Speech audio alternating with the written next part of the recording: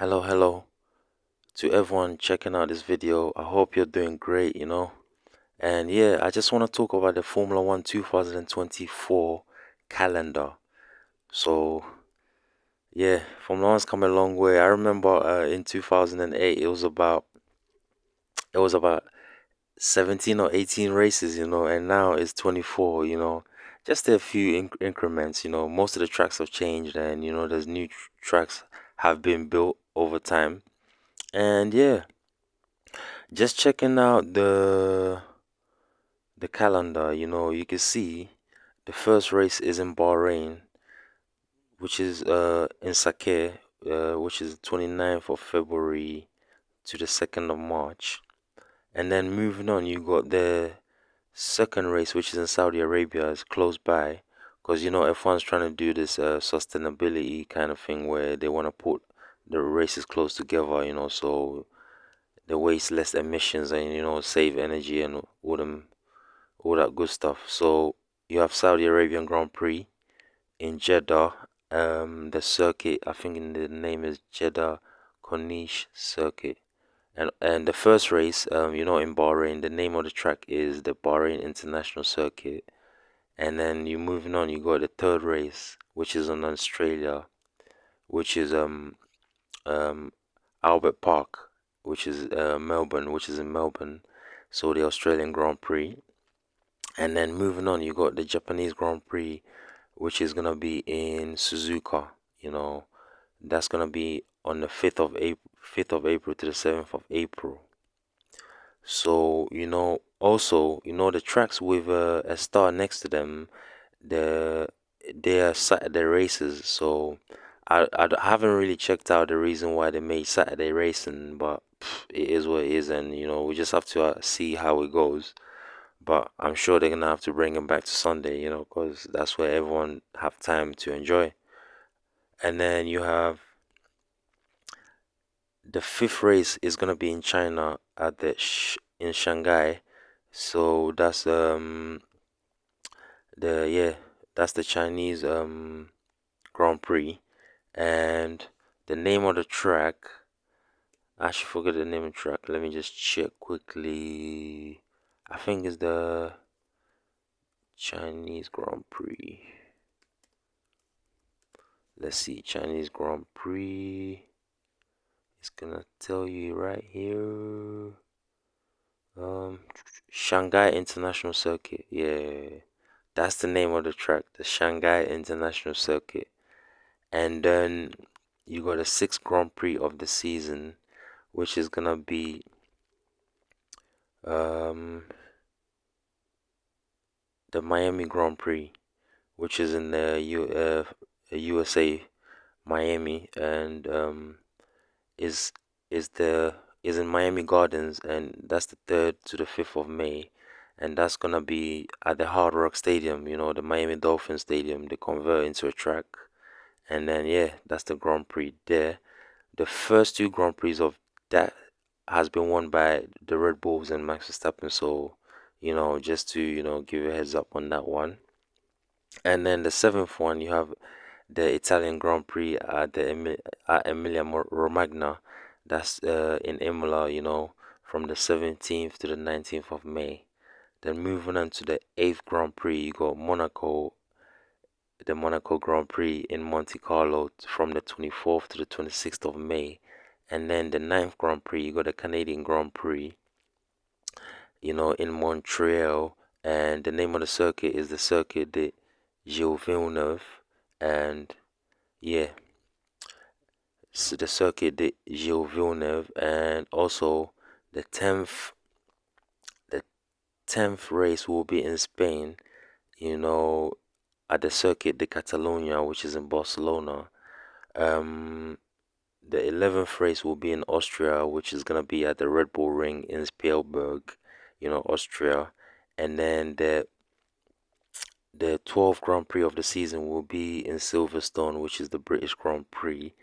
And then the 13th one will be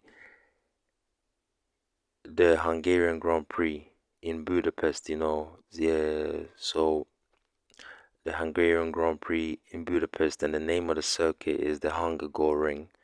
And then you got race number 14, which is the Belgium Grand Prix in Belgium. That's gonna be Spa-Francorchamps in the Ardennes Forest.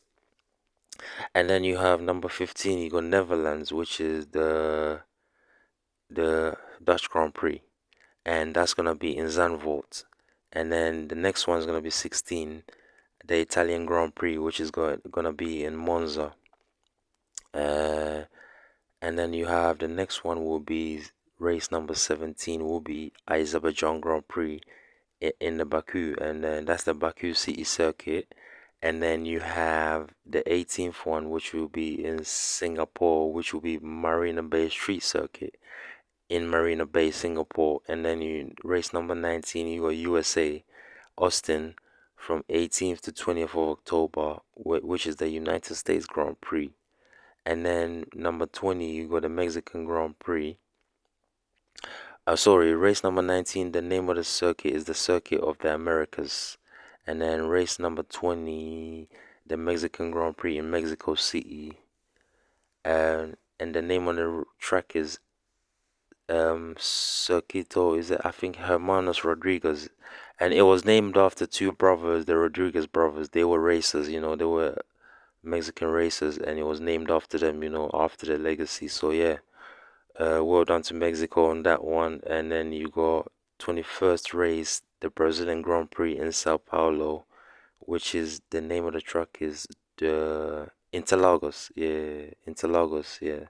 And then you got the 22nd race, which will be the Las Vegas Grand Prix at the Las Vegas Strip. And I'm gonna have to check out the actual name of the circuit.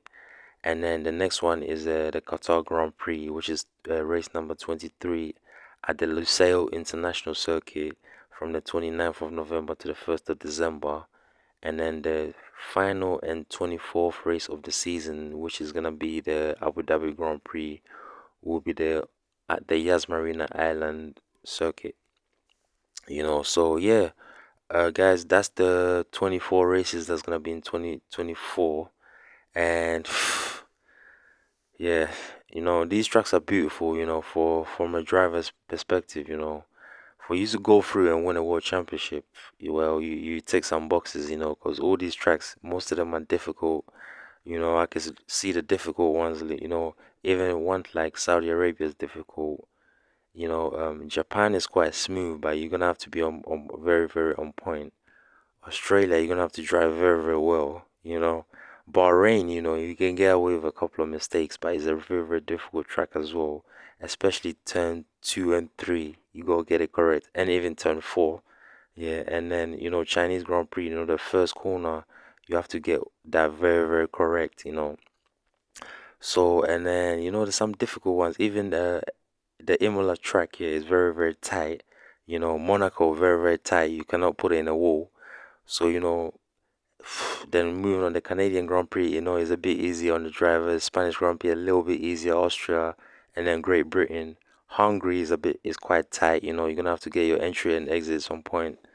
The Belgian Grand Prix, the first turn, second, third, and fourth, and then even the fifth turn, and then towards the back of the circuit is a struggle as well. Then you got Netherlands, that's a difficult circuit. You could throw in a gravel so easy. Then Italy's okay. Then Azerbaijan, Singapore, quite difficult. USA, the center S's at the United States Grand Prix is, those are difficult corners as well. You have to be on point. And Mexico, you can navigate the track, but even in the middle to the back section of the track is quite difficult. Interlagos, you go get your braking on point for some of the corners.